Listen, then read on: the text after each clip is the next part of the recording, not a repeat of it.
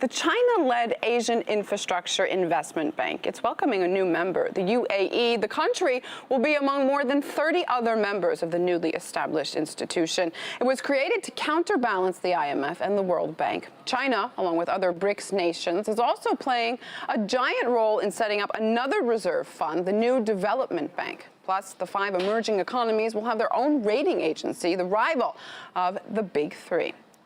Jim, I have to ask you, how much pressure is on this new bank to kind of put out after all this talk of really breaking dollar domination? Well, they're going to do it. First of all, the U.S. is shooting itself in the foot. The U.S. refuses to give up some of its power to new people like China, so the rest of the world is saying, okay, we'll do it ourselves.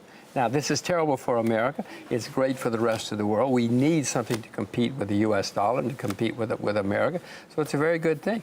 They'll have to produce, of course, but Anissa, nobody expects them to produce the first month, the first year. It takes a while to gear up, and everybody understands that. So you believe they'll be able to compete with the World Bank? It's not just this year, pipe but dreams. they certainly will. Over the next few years, it's going to be very dramatic how much they will compete, because the World Bank and the IMF are pretty moribund. I mean, I don't know if you've seen some of their projects and some of their projections. They're hopeless. They're useless.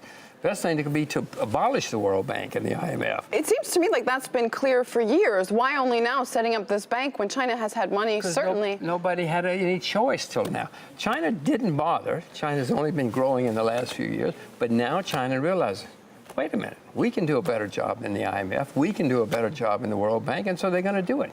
What kind of effect could this bank have on the sort of multipolar world that we're seeing evolve of recent? So far, it's been the U.S. dollar, which is the dominant currency, nothing else. Nobody had any choice. Now they will have a choice.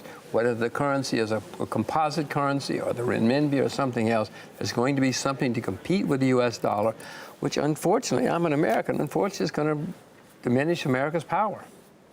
So your predictions for the dollar are gloomy. I own the U.S. dollar at the moment, but 10 years from now, 5 years from now, I can't conceive.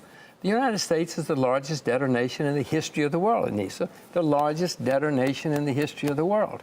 That is not going to be good in the future. So where are you going to place your bets?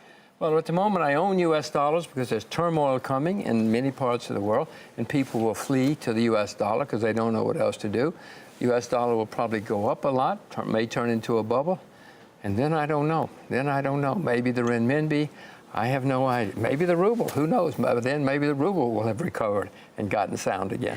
Let's hope so. I sure do. Jim Rogers, author and international investor with us in the Now. Thanks so much. My delight. Thank you.